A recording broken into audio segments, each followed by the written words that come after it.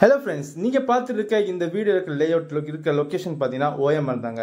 இப்போ நீங்க பாக்குறீங்களா இது ஜஸ்ட் ஒரு 6 to 8 months இருக்க வீடியோங்க.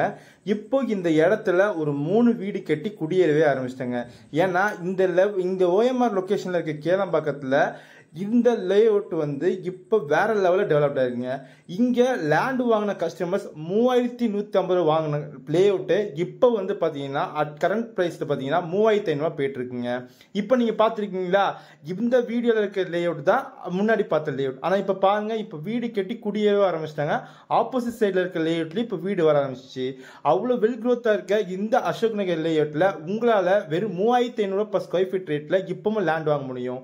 இப்போ பாத்தீங்கன்னா 782 ஸ்கொயர் ஃபீட் இருந்து அப் டு 1400 ஸ்கொயர் ஃபீட் வரையும் லேண்ட் ரேஞ்சஸ் அவைலபிலிட்டி இருக்கு.